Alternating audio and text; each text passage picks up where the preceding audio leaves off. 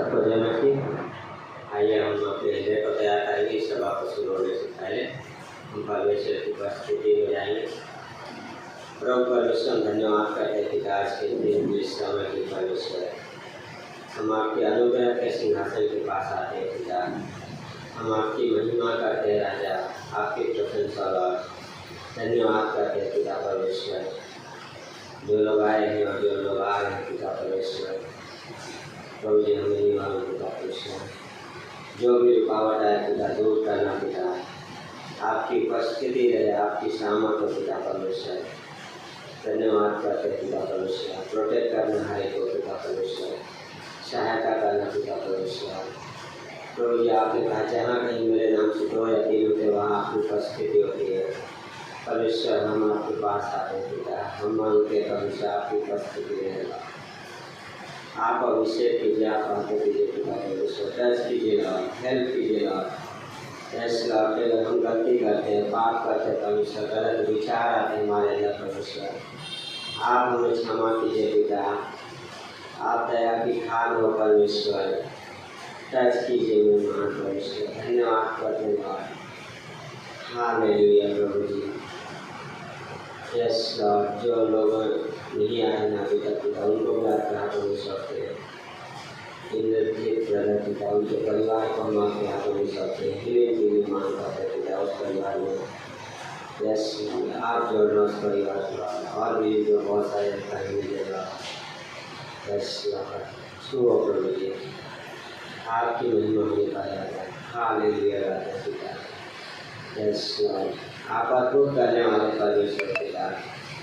जैसे आपके दास ने कहा पिता, परमेश्वर से बड़ी बड़ी चीज़ों की आशा रखो, बड़े बड़े करने के लिए तैयार हो परमेश्वर। यस लॉर्ड, हम आपसे बड़ी चीज़ों की आशा मांगते करते पिता। हम प्रार्थना करते इस कलीसिया को आप भरो और आप चलाओ पिता। आप अपने पवित्र आत्मा के अनुसार चलाओ पिता परमेश्वर। हमें नहीं मालूम परमेश्वर कैसे होगा पिता, आप जानते हो परमेश्वर। यस प्रभु जी, हम आपके हाथों में सौंपते हैं। आपकी सामर्थ मांगते हैं परमेश्वर, आपकी उपस्थिति मांगते हैं परमेश्वर, आपकी अगुवाई परमेश्वर। हेल्प कीजिए पिता परमेश्वर। यस लॉर्ड, बिना आप हम कुछ नहीं कर सकते परमेश्वर। अगर आपकी उपस्थिति में परमेश्वर कुछ नहीं हो सकता लॉर्ड। आपका प्रेम रहे हमारे बीच में परमेश्वर। हेल्प कीजिए प्रभु जी, आप सहायता कीजिए। धन्यवाद करते हैं यीशु मसीह के नाम से प्रार्थना की मांगते हैं। आमीन।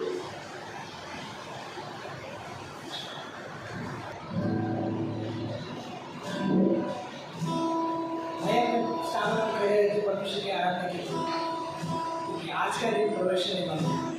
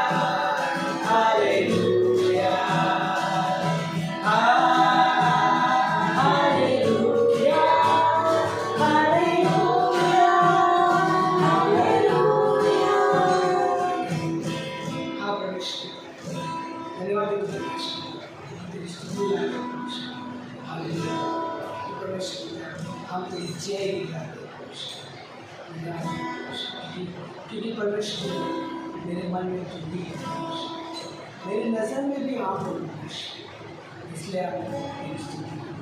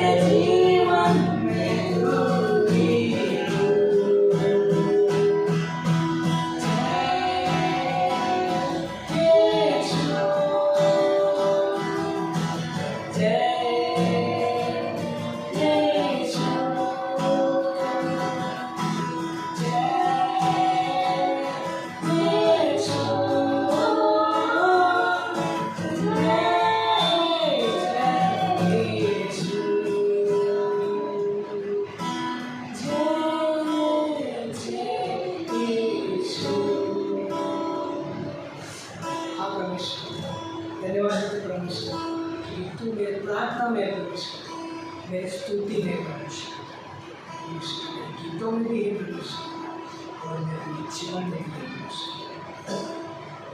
मेरे प्रार्थना में तू ही तू, मेरे स्तुति में तू ही तू, मेरे गीतों में तू ही तू, मेरे जीवन में तू ही तू,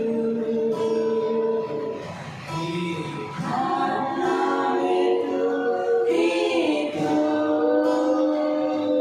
मेरे स्तुति में तू ही तू, मेरे गीतों में तू ही तू, मेरे जीवन में तू ही तू। जय यीशु, जय यीशु, जय यीशु, जय यीशु। धन्यवाद परमेश्वर, हालेलुया परमेश्वर। आज की सभा तेरे हाथों में रखने के लिए महान बड़ा परमेश्वर, अब अगुवाई करना परमेश्वर, परमेश्वर का यहाँ पे जो कुछ ही होगा परमेश्वर आपकी अगुवाई से होगा परमेश्वर। धन्यवाद देते हैं परमेश्वर। आज की शाम को परमेश्वर इस सभा को तेरे हाथों में रखते हैं परमेश्वर, इस छोटी सी रात को जीव परमेश्वर रात से भी नाम से आमीन।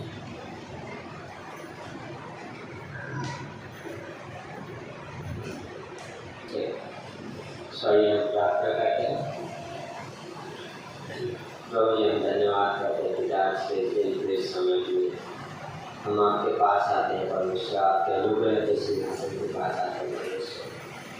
हम आपसे प्रार्थना करते हैं जीवित परमेश्वर यीशु मसीह, आप आशीष कीजिए, आप आते दीजिए आपके वचन में परमेश्वर, आपकी सामर्थ और आपकी उपस्थिति रहे परमेश्वर। धन्यवाद करते हैं यीशु, हालेलुया। टच कीजिए लॉर्ड, आप महान हो परमेश्वर। धन्यवाद करते हैं यीशु के नाम से। ओके, सो यहोशू का 17 अध्याय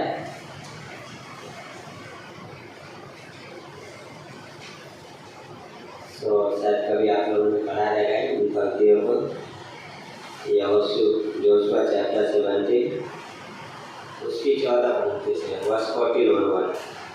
बहुत अद्भुत है। जब इन पंक्तियों को मैं पढ़ रहा था तो यहाँ पे क्या हो रहा है कि आज जमीन जो है बंटवारा हो रहा है। जितने इजराइल के जो गोत्र हैं जो मिस्र से वापस आ रहे हैं, हर एक को क्या है जोशुआ जमीन बांट रहा है। तो जमीन बांट रहा है तो उसमें एक व्यक्ति एक गोत्र है यूसुफ के वंश। सो वो बहुत अद्भुत है। यहोशू की बात आपके पास आके कुछ चीज़ें बोलते हैं और मैं इसी चीज़ पे सोच रहा था। अभी बोलता है 14 पंक्ति से, यूसुफ की संतान यहोशू से कहने लगे, हम तो गिनती में बहुत हैं, क्योंकि अब तक यहोवा हमें आशीष ही देता आया है।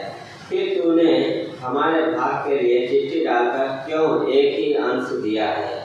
यहोशू ने उनसे कहा, यदि तुम गिनती में बहुत हो और एफ्रेम का पहाड़ी देश तुम्हारे लिए छोटा हो, जो परिज्जियों और रपाइयों का देश जो जंगल है उसमें जाकर पेड़ों को काट डालो।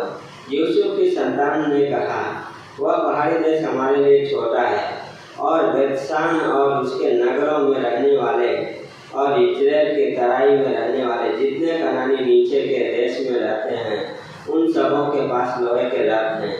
फिर यहोशू ने क्या एफ्राइमी क्या मनश्शे अर्थात यूसुफ के सारे घराने से कहा, हाँ तुम लोग तो गिनती में बहुत हो और तुम्हारी सामर्थ भी बड़ी है, इसलिए तुमको केवल एक ही भाग न मिलेगा, पहाड़ी देश भी तुम्हारा हो जाएगा, क्योंकि वह जंगल तो है परंतु उसके पेड़ काट डालो, तब उसके आसपास का देश भी तुम्हारा हो जाएगा। क्योंकि चाहे बनानी सामर्थ्य हो और उनके पास लोहे के रथ भी हो तभी तुम उन्हें वहाँ से निकाल सकोगे।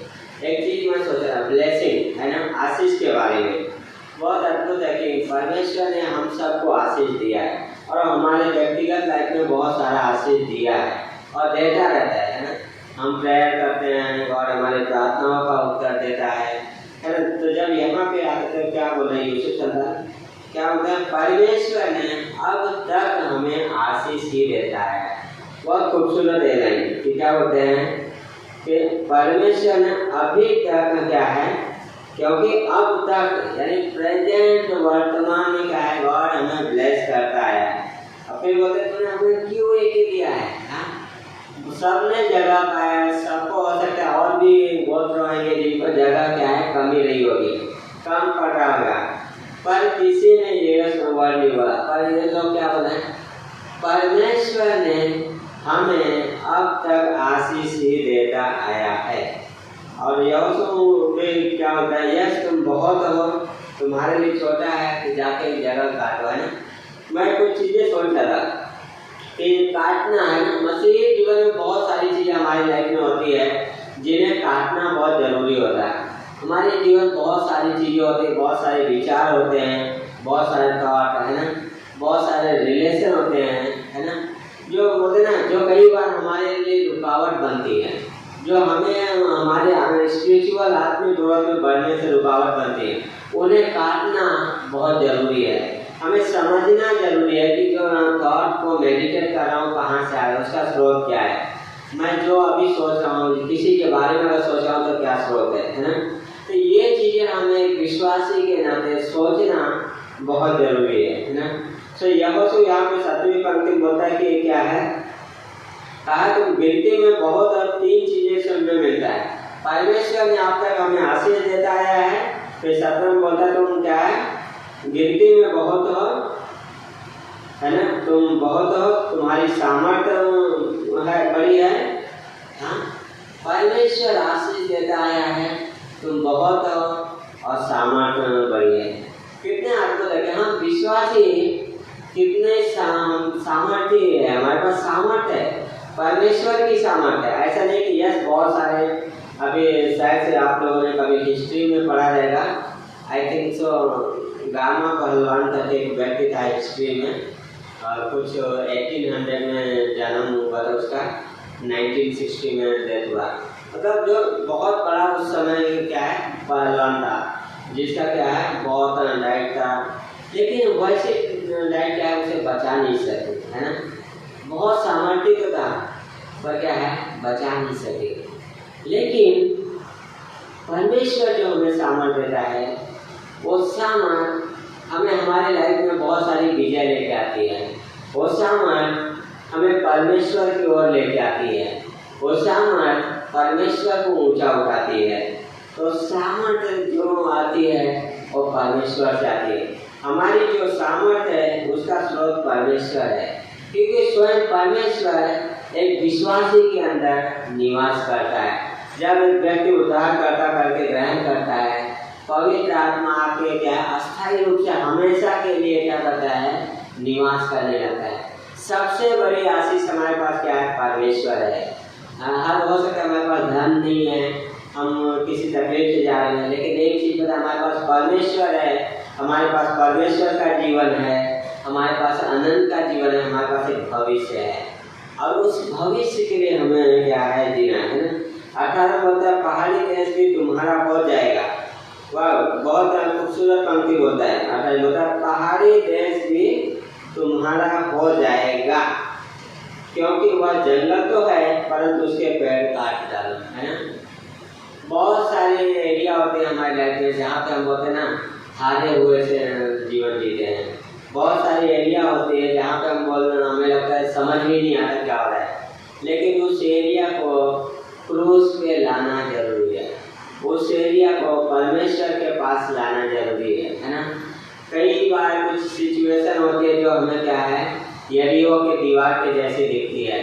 कुछ ऐसी हालतें होती है जो हमें गोलायत के जैसे हमारे सामने आके खड़े हो जाते हैं। अगर गोलायत अगर हमारे सामने है तो हमें दाऊद की नजर से देखना पड़ेगा। दाऊद से नजर से देखने के हमें नजदीक जाना पड़ेगा, परमेश्वर को छोटा सा देखना। पास्टर भी बोलते हैं ना कि सीट जाके लोग क्या करते हैं, सूर्य को अपने उसमें कैच करने की कोशिश करते हैं।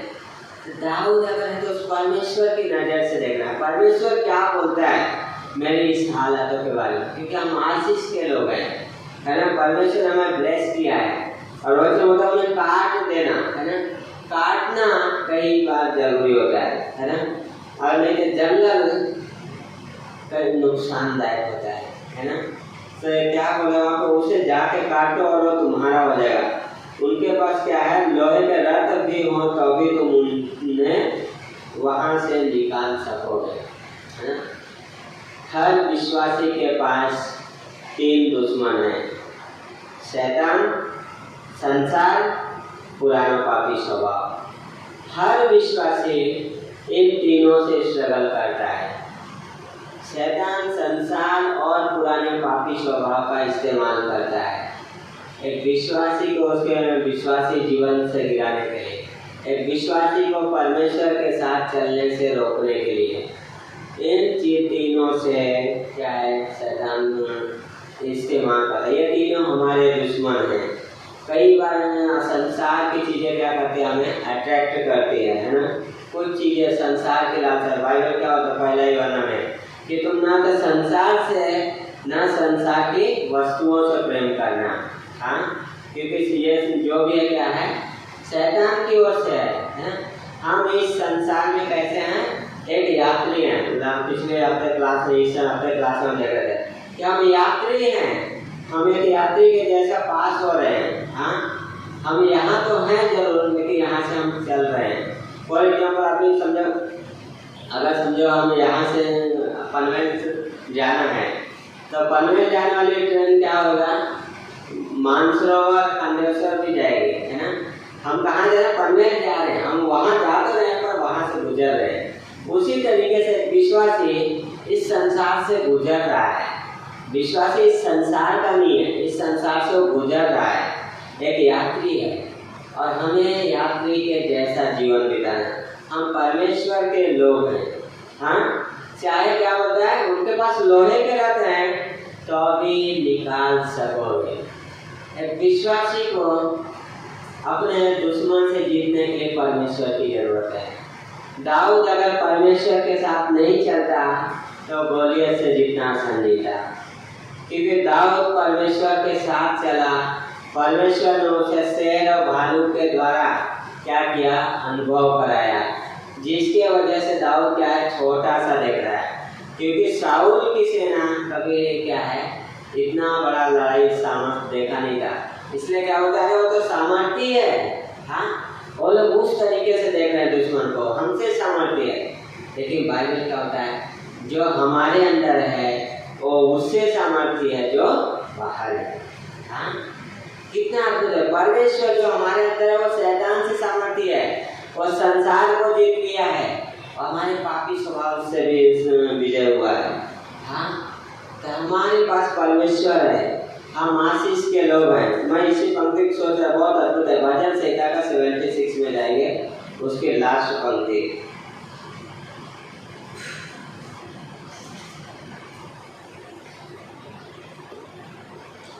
उसके 11 पंक्ति होता है, अपने परमेश्वर यहोवा की मन्नत मानो और पूरी भी करो।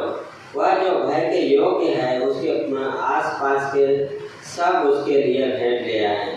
वह तो प्रधानों का अभिमान मिटा देगा, वह पृथ्वी के राजाओं को भय योग्य जान पड़ता है। क्या है, मतलब परमेश्वर के पास आओ, भेंट लेके आओ। आज विश्वासी कौन सा भेंट लेके आएगा, परमेश्वर ने सब पूरा कर दिया है। गॉड बोलते अपने शरीरों को जीवित और बलिदान क्या करो, चढ़ाओ, हाँ। और संसार के राजाओं के लिए भय योग डरने की बात है, लेकिन हमारे लिए आनंद की बात है परमेश्वर, हाँ। एक अविश्वासी के लिए ठोकर है, एक विश्वासी के लिए आशीष है, क्योंकि अविश्वासी न्याय के लिए, विश्वासी क्या है, आनंद के लिए ठहराया गया है। तो संसार के लिए इसलिए बोलता पौलुस क्या होता है, क्रूस की कथा नाश होने वालों के लिए मूर्खता है, परंतु हम उद्धार पाने वालों के लिए क्या है, परमेश्वर की सामर्थ्य है, हाँ। वो क्रूस और ठोकर भी लगता है लोगों को, हाँ ठोकर भी लगता है। परमेश्वर उनके लिए भय के जैसा है, लेकिन हमारे लिए क्या है, वो आशीष है। रोमियो के 12वें अध्याय में जाइए। कई बार हम सब उससे पहले भजन संहिता 133 में जाएंगे, Psalms 133।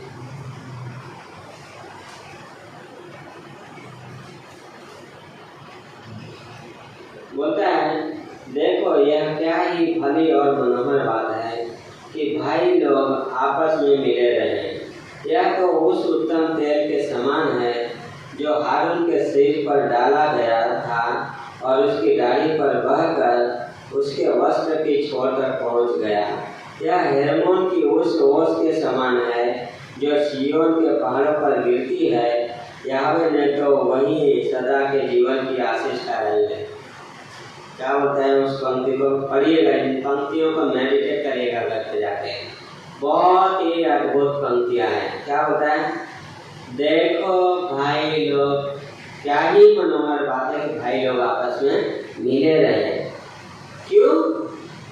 अगली पंक्ति उसका आंसर है। क्यों? यह उस उत्तम तेल के नहीं,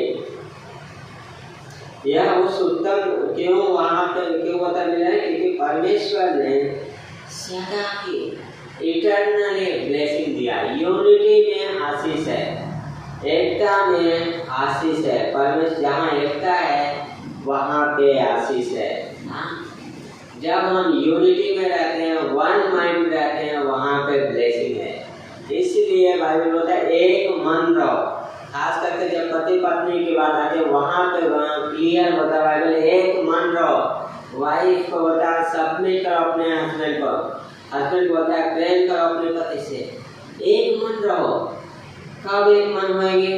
जब दोनों परमेश्वर के साथ बराबर चाल में चलते हैं। हाँ, बाइबल बोलता है एक मन रहो।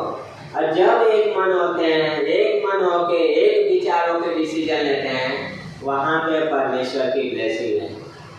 कई बार हमारे डिसीजंस होते हैं, कई बार नॉर्मली क्या होता है, हम क्या होता है, जब हम कई बार बोलते हैं ना, एक नॉर्मली एक मेंस घर के लीडर्स, कई बार हम डिसीजन ले लेते हैं बिना पूछे। क्यों?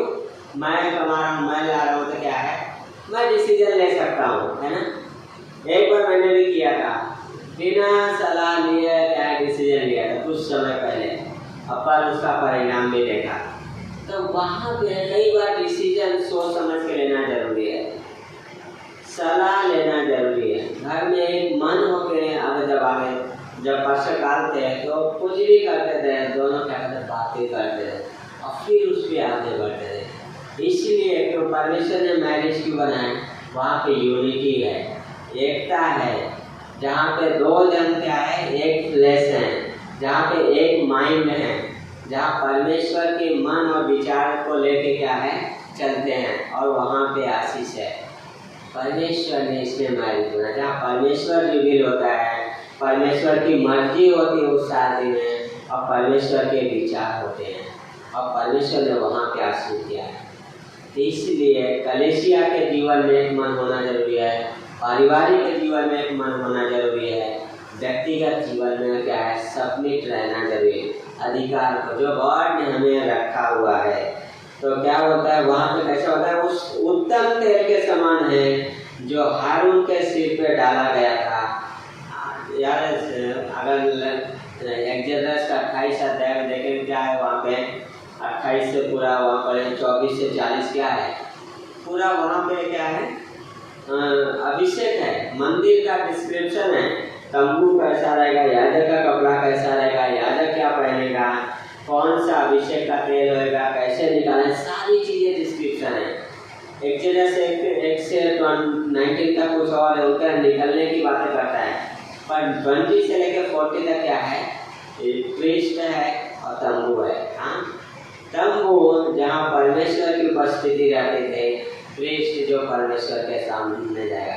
कितना अद्भुत है। 20 चैप्टर उस दो व्यक्तियों के बीच की बात है, परमेश्वर और उसके लोगों के बात है, और वहाँ पे बोलता है परमेश्वर ने आशीष रखा है। बोलता है हेर्मोन की उस रोज के समान है जो क्या है, सियोन के पहाड़ों पर गिरते हैं। यहोवा ने तो वहीं पे सदा की आशीष ठहराई है परमेश्वर ने। कहाँ? कलीसिया में। जब हम कलीसिया में एक मन सबमिट होकर रहते हैं, जब हम चर्च में रहते हैं, परिवार में सबमिट होकर रहते हैं, जो अधिकार दिए गए, बाइबल में क्लियर होता है, जो अधिकार तुम्हें सौंपे गए हैं उनके अधीन रहो। पहला पत्रस का हम लास्ट सप्ताह क्लास कर रहे थे, बोलते हैं जो भी वहाँ के विश्वासी लोग सताव से जा रहे हैं, लेकिन क्या बोल रहा है कि तुम उनके अधीन रहो, तुम आज्ञा पालन मत करो। अगर वो कटे हो रहे हैं तो भी उनके अधीन रहो। विश्वासी को सबमिशन में क्या है? ब्लेसिंग है। और परमेश्वर बोलता है उस सबमिशन में जीवन बिताओ। आशीष दिया है गॉड ने। हाँ, परमेश्वर ने हमें क्या है? एक अधिकार के रीति हमें इस देश के अथॉरिटी के सबमिट रहना है। कलीसिया का जो अधिकार पास्टर टीचर उसके अधीन रहना है। फैमिली में अगर हस्बैंड है तो उसके, क्यों? परमेश्वर ने रखा है, गॉड की ओर से रखे हुए अधिकार है ये। और इस जब सबमिशन में हम जीवन बिताते हैं वहाँ पर ब्लेसिंग है। कई बार हम आशीष तो चाहते हैं, हम परमेश्वर के आज्ञा पालन नहीं करना चाहते हैं। आशीष तो चाहते हैं ब्लेसिंग, पर हम सबमिशन नहीं चाहते। क्यों? हम नजर से चीजें देखते हैं। हम देखते हैं अरे ये तो हमारे सामने ही अभी आया। हाँ, हम देखते हैं इसको क्या मानूं, नजर से चीजें देखते हैं, पर हमें नजर से नहीं, परमेश्वर के नजर से देखना कि परमेश्वर ने रखा है, परमेश्वर ने मुझे इस जगह पे रखा है, तब जाके वहाँ पे ब्लेसिंग है। हाँ, क्या बोलते हैं यूसुफ के लोग? परमेश्वर ने आज तक हमें क्या है? आशीष ही देता आया है। जब यूसुफ के भाइयों ने जब यूसुफ के सामने खड़े हुए क्या बोलते हैं? हमने तो पाप किया। और यूसुफ क्या बोलता है?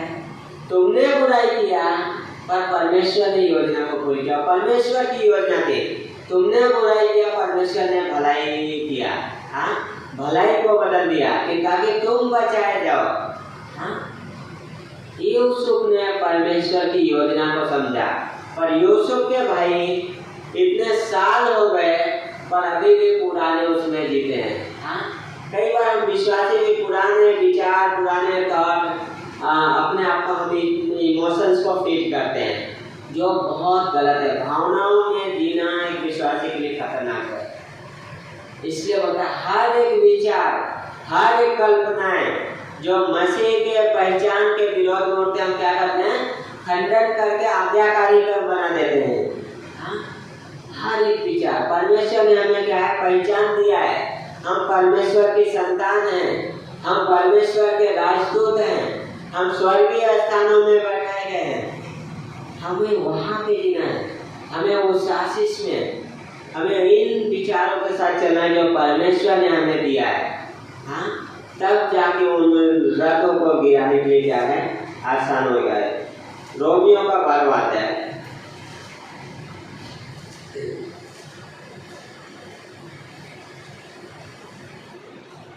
उसकी 9वीं पंक्ति बोलता है प्रेम निष्कपट हो, बुराई से घृणा करो, भलाई में लगे रहो। किसके लिए बोला है? विश्वासी हो। जो प्रेम है निष्कपट हो, बुराई से घृणा करो पर भलाई ही करो। पत्रस क्या लिखता है? पहला पत्रस का 3-4 अध्याय में पढ़ेंगे तो जो तुम्हारे अधिकारी हैं, जो तुम्हारे मालिक हैं, उनके अधीन रहो। अगर वो अविश्वासी है, तुम्हें सता रहे तो भी उनके अधीन रह के काम करो। तुम उस प्रेम को दिखाओ। एक विश्वासी होने के नाते हमें क्या होता है? परमेश्वर के प्रेम को प्रकट करो, उस परमेश्वर के प्रेम को लेके चलो। अगर प्रेम नहीं है तो परमेश्वर से मांगिए, परमेश्वर आप मुझे अपने प्रेम से भरिए, और परमेश्वर जरूर देगा। फिर मतलब भाईचारे के प्रेम से एक दूसरे से स्नेह रखो, परस्पर आदर करने में एक दूसरे से बढ़ चलो। प्रेम कैसा हो? निष्कपट। हाँ, आजकल बहुत सारे लोग प्रेम करते हैं, है ना? लेकिन वो स्वार्थी प्रेम होता है। लेकिन परमेश्वर का प्रेम अगापे निष्कपट है, वो स्वार्थी नहीं है। हाँ, प्रेम क्या है? बिना शर्त का है। और वही प्रेम की बात बाइबल बोलता है। विश्वासी से परमेश्वर वही आशा रखता है कि तुम निष्कपट प्रेम रखो, बिना शर्त का। एक किसी से प्रेम रख रहे हो, किसी की सेवा कर रहे हो, किसी की सहायता कर रहे हो, तो शर्त के आधार पे नहीं, बिना शर्त के का प्रेम करो। फिर बोलता है एक दूसरे बढ़ चलो। कहाँ बढ़ चलना है? परमेश्वर के प्रेम में, परमेश्वर के साथ संगति में, परमेश्वर के जीवन में। हाँ, एक दूसरे का आदर करो। कैसे हम दिखेगा कि हम एक दूसरे का क्या है, आगे बढ़ रहे हैं। एक दूसरे का आदर करो, एक दूसरे से प्रेम करो। हमें परमेश्वर की ओर बढ़ना है। हाँ, और वो क्या करेगा? दूसरों के जब परमेश्वर के साथ पढ़ेंगे तो दूसरों के साथ जो जीवन जीते हैं उसमें वो दिख जाएगा प्रेम। बोलता है प्रयत्न करने में आलसी न हो, आत्मिक उन्माद में भरे रहो, प्रभु की सेवा करते रहो। आजकल बहुत सारे लोग प्रभु की सेवा करना तो चाहते हैं, पर क्या है, बहुत सारे क्या बोलते हैं ना, कैलकुलेशन करते हैं, ये होना चाहिए, वो होना चाहिए। हाँ, पर परमेश्वर ने सब कुछ दे दिया है। परमेश्वर के साथ हम बार्गेनिंग नहीं कर सकते। परमेश्वर बोलता है जस्ट आ जाओ। जब मत्ती के 4 अध्याय में तेरे चेलों को बुलाया तो परमेश्वर ने क्या बोला? मेरे पीछे हो लो। हाँ, मेरे पीछे हो लो। जब मत्ती के पास हम आता है क्या होता है? मेरे पीछे हो ले। परमेश्वर बार्गेनिंग के नहीं कर रहा, डायरेक्ट एक ही बुलाहट में क्या है? पीछे हो लेना। बुलाहट में बार्गेनिंग नहीं, बुलाहट में जस्ट फॉलो करना है। परमेश्वर बोलता है मेरे पीछे हो ले। हाँ, फिर बोलता है आशा में आनंदित रहो, क्लेश में स्थिर रहो, प्रार्थना में नित्य लगे रहो। 3 बातें बहुत अद्भुत है। उनके पास क्या था? यूसुफ के वंश के परमेश्वर की आशीष थी। आज तक परमेश्वर ने हमें आशीष देता आया है। तुम गिनती में बहुत हो और क्या है? सामर्थी हो। 3 चीजें, और यहाँ पे 3 चीजें जो विश्वासी को चाहिए, और यहाँ पे क्या है उसका आंसर? आशा में आनंदित रहो। अपने भविष्य के जीवन के आनंदित रहो, जो परमेश्वर ने दिया आनंद का उनका जीवन, उस चीज को मनन करिए, उस चीज को बोलिए, उसमें आनंदित रहिए, दूसरों को बताइए। हाँ, तो अपनी आशा में आनंदित रहो। उस आशा को जानना जरूरी है। हमारी एक आशा है, धन्य आशा, यीशु मसीह स्वर्ग से हमें लेने आने वाला है। अब बोलते हैं उस आशा में आनंदित रहो। यूहन्ना के 14वें अध्याय में 6वीं पंक्ति में यीशु मसीह ने क्या बोला? 14 पहली पंक्ति से, तुम परमेश्वर पे विश्वास करते हो, मुझ पे भी विश्वास करो। मैं तुम्हारे लिए जगह तैयार करने जा रहा हूँ। आऊंगा तो मैं तुम्हें क्या करूँगा? ले जाऊंगा। जहाँ मैं रहता हूँ वहाँ ले जाऊंगा। हाँ, कितना अद्भुत है। परमेश्वर स्वयं लेने आ रहा है ना। एक दूल्हा जैसे अपने दुल्हन को लेने जाता है, उसी तरीके से परमेश्वर जो हमारा दूल्हा है वो हमें क्या है? लेने आएगा। हाँ, फिर बोलता है आशा में आनंदित रहो।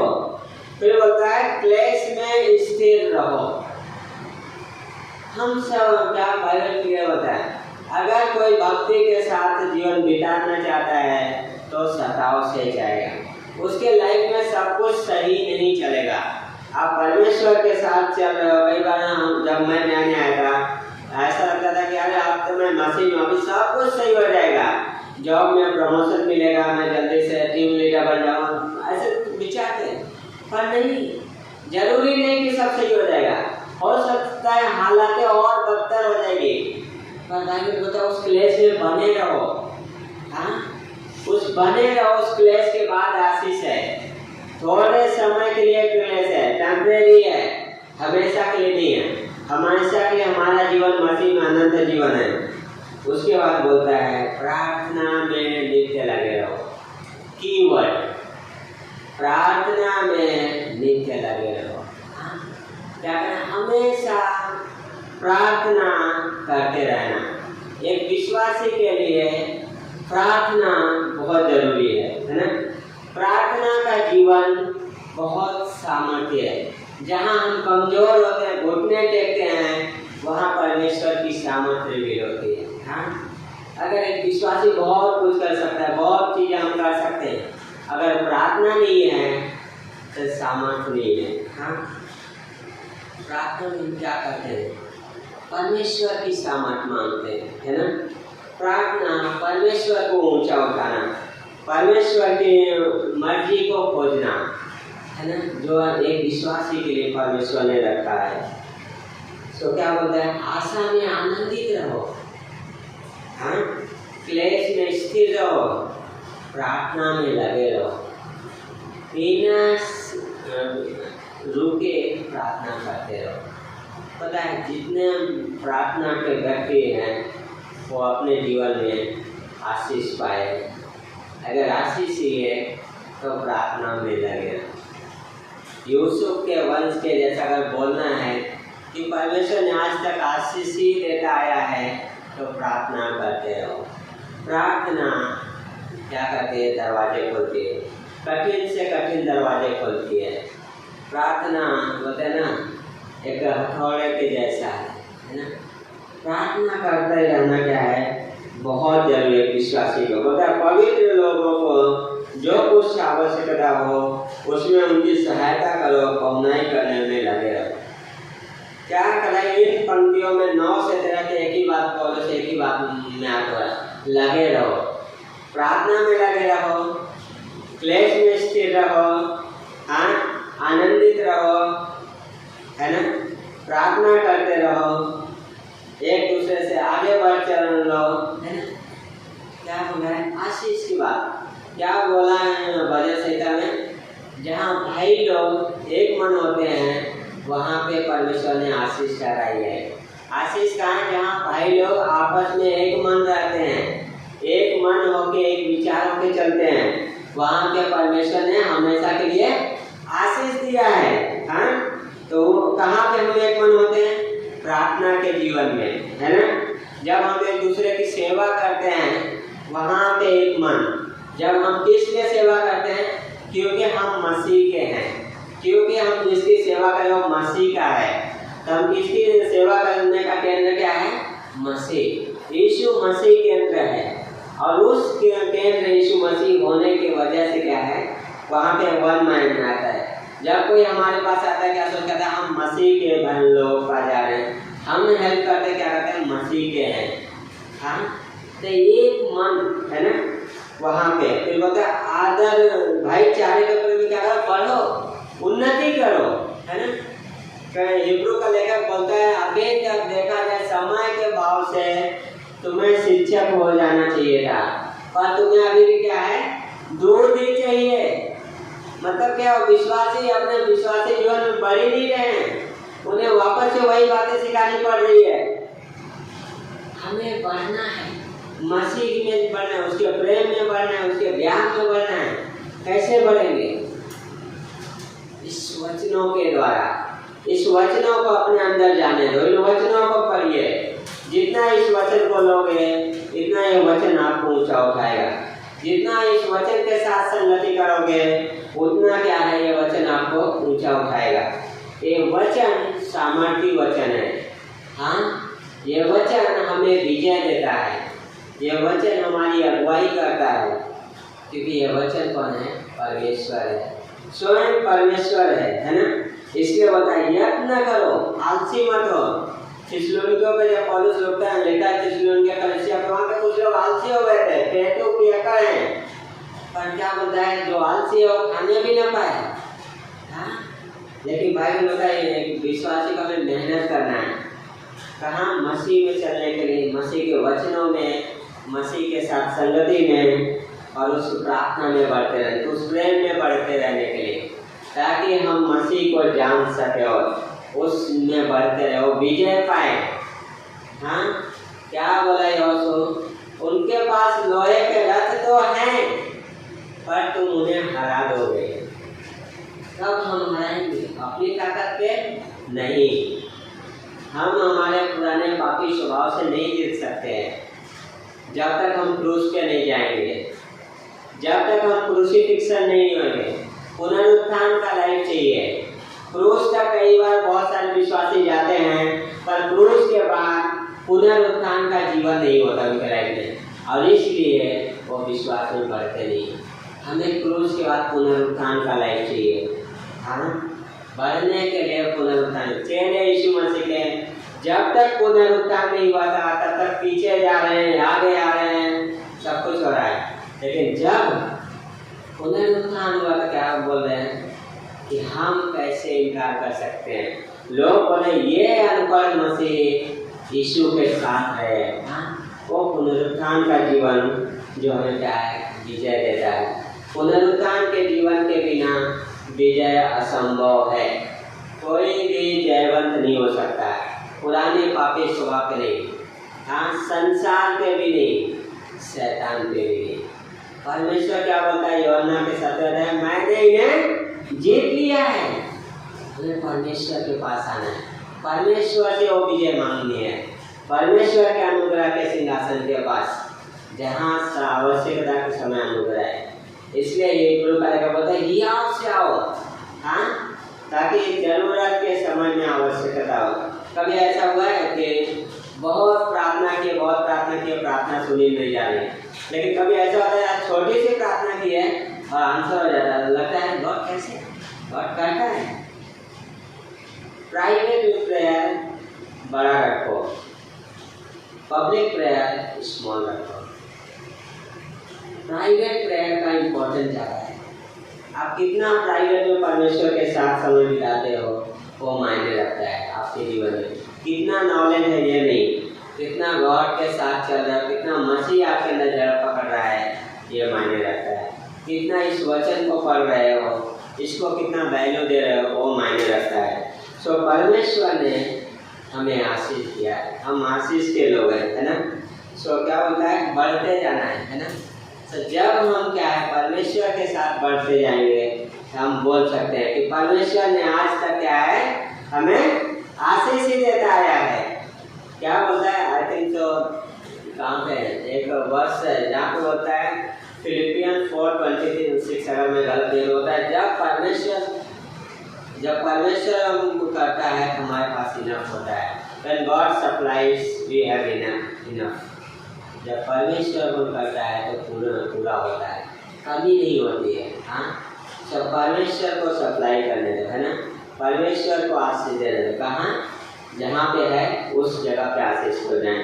संसार में नहीं, अपने विचारों में नहीं, अपने सामर्थ्य में नहीं, परमेश्वर ने जहाँ पे रखा है। कहाँ पे देखो क्या ही भली और मनोहर बात है कि भाई लोग आपस में मिले रहें, उस यूनिटी में, उस एकता में, उस कलीसिया के जीवन में, उस परिवार के जीवन में, उस परमेश्वर के साथ संगति में, जहाँ परमेश्वर ने आशीष रखा है वहाँ पे आशीष लेंगे। आमीन। आइए प्रार्थना करते हैं। प्रभु जी हम धन्यवाद करते हैं पिता आज के दिन के समय के लिए। परमेश्वर हम आपके पास आते हैं पिता। यस लॉर्ड, आपने हमें आशीष के लिए बनाया पिता परमेश्वर। धन्यवाद करते हैं प्रभु जी हर एक भाई बहन के पिता जो आए परमेश्वर हेल्प कीजिए पिता, हम ग्रो कर सके पिता परमेश्वर, आपको जान सके, आपकी महिमा कर सके प्रभु। आप अनुग्रहकारी दयालु हो पिता परमेश्वर, हेल्प कीजिए प्रभु जी। हम अपनी सामर्थ्य पे कुछ नहीं कर सकते पिता, हम अपने दुश्मन से नहीं लड़ सकते प्रभु, लेकिन आपने हमें जयवंत किया पिता परमेश्वर। जैसा पौलुस कहता है हमारे प्रभु यीशु मसीह के परमेश्वर का धन्यवाद हो जो हमें मसीह में जयवंत में लेके चलता है। जय के उत्सव में लॉर्ड धन्यवाद करते पिता। हम मांगते जो लोग बीमार चल रहे पिता परमेश्वर, जो भी उस बीमारी के लिए हीलिंग देना पिता परमेश्वर, और भी जो लोग बीमार है परमेश्वर आप चंगा करो पिता। आप चंगा करने वाले यहाँ पे राफा हो पिता परमेश्वर। विजय कुमार जी, मोरिस मसीह, सातान के पिता परमेश्वर, इन हर एक के जीवन के हम मांगते हैं। जेनिफर सिस्टर जो गुजरात में है परमेश्वर, आप उन्हें हीलिंग दो पिता, आप चंगा करो पिता, आप चंगा करने वाले परमेश्वर लॉर्ड टच कीजिए पिता परमेश्वर। हालेलुया गाते हैं हम, मांगते उस बहन पुनवा के टच करो लॉर्ड, हील हर लॉर्ड कंप्लीट पिता परमेश्वर, उसका शरीर पवित्र आत्मा का मंदिर हो पिता। यीशु मसीह के नाम से प्रार्थना को मांगते हैं, आमीन। God bless you.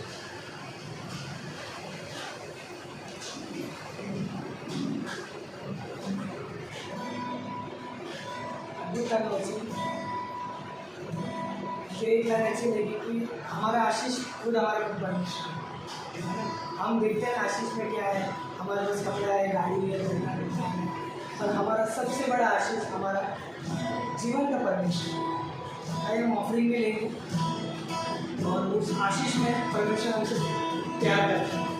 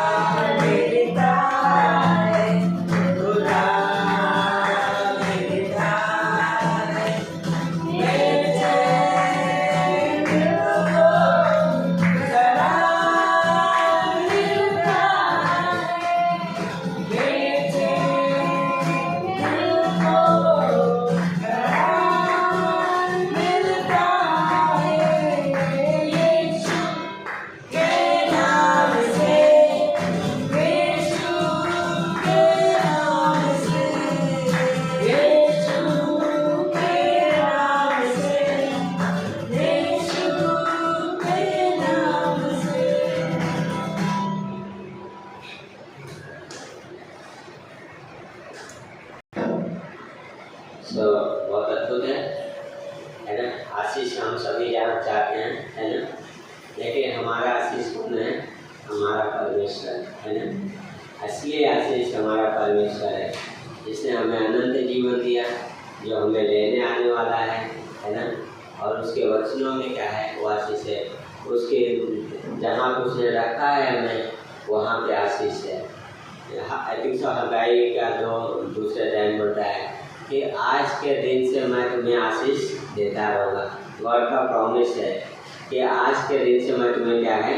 आशीष देता रहूँगा। ऑलरेडी हमारे पास अगर काउंट करने जाएंगे, बहुत सारे आशीष परमेश्वर ने दिया है, जिनके लिए गॉड को हम धन्यवाद कर सकते हैं। कई बार हम बोलते हैं धन्यवाद नहीं देते हैं। धन्यवाद देना बहुत जरूरी है। गॉड ने जो दिया है, थैंक यू जीसस, जो आपने अभी तक दिया है ना, उन चीज़ों के लिए। बहुत सारे मिराकल किया गॉड ने हमारे लाइफ में, बहुत सारे कार्य किया परमेश्वर ने, जिन्हें हम क्या है? धन्यवाद दे सकते हैं ना। आशीष मीन्स क्या है? सिर्फ पैसा नहीं होता है ना। जब हम ब्लेसिंग की बात आती है, आशीष की बात आती है, नॉर्मली क्या है? पैसा, लाल पीला सब नोट दिमाग में आ जाता है ना। बट गॉड ने हमें क्या है? उससे बढ़ के आशीष दिया है ना। हमें एक अनंत जीवन है, जो कभी भी नाश होने वाला जीवन। गॉड ने हमें अपना इकलौता पुत्र दे दिया है, हाँ, जिस पे विश्वास करके हम क्या आनंद जीवन पाते हैं।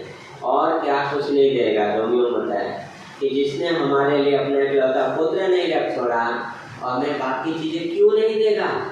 हाँ, गॉड का एक प्रॉमिस है, एक सर्टेनिटी है कि गॉड ने इतना सब कुछ कर दिया, तो बाकी चीज़ें क्यों नहीं देगा, है ना। तो वो चीज़ है, परमेश्वर क्या है? आशीष देता है। स्वामी, आइए प्रार्थना करते हैं। प्रभु जी, हम धन्यवाद करते हैं पिता, आज के दिन के लिए, समय के लिए। परमेश्वर पिता, हम आपके पास आते हैं प्रभु जी, आपके अनुग्रह के सिंहासन के पास आते हैं, आपकी महिमा करते हैं राजा। हालेलुया कहते हैं प्रभु जी। धन्यवाद करते हैं पिता, जो आपने अभी तक हमें हर एक आशीष दिया है पिता परमेश्वर, हर एक ब्लेसिंग के लिए हम धन्यवाद करते हैं प्रभु जी। यस लॉर्ड, आपने हमें बहुत दिया है पिता, जिसके लिए हम आपको धन्यवाद करते हैं प्रभु जी। यस लॉर्ड, धन्यवाद, आपने हमें अभी तक एक सही हेल्थ दिया है पिता परमेश्वर। धन्यवाद प्रभु जी, आप हमारे फाइनेंस को चलाते हो पिता। यस लॉर्ड, आपकी महिमा होने पाए लॉर्ड। टच कीजिए लॉर्ड, और भी कलिसिया के हर व्यक्ति को आशीष कीजिए, आप प्रोटेक्ट कीजिए लॉर्ड। टच कीजिए पिता परमेश्वर, हमें आपके साथ चलने के लिए पिता परमेश्वर एक सही इमोशन दो पिता, आपके साथ सोचना सिखाइए पिता। हेल्प कीजिए पिता, हमको यहाँ पे आए हुए हर भाई बहन के लिए प्रार्थना करता हूँ पिता। हेल्प कीजिए पिता परमेश्वर, प्रोटेक्ट कीजिए लॉर्ड। टच कीजिए मेरे महान परमेश्वर, आपकी महिमा होने पाए। धन्यवाद करते हैं पिता परमेश्वर। हम मांगते हैं पिता परमेश्वर, जो लोग किसी कारण से नहीं आ पाए, उनके जीवन के लिए पिता परमेश्वर प्रोटेक्ट करना लॉर्ड। टच करो कीजिए। हालेलुया गाते हैं प्रभु जी, प्रोटेक्ट करो लॉर्ड। इस देश को हम आपके हाथों में सौंपते हैं लॉर्ड। आने वाले समय में रिवाइवल आए, बहुत सारे कलिसियाएं हो लॉर्ड, मिशनरी पास्टर्स रहे करो पिता, हमारी प्रार्थना है। धन्यवाद करते हैं पिता, यीशु मसीह के नाम से प्रार्थना को मांगते हैं, आमीन।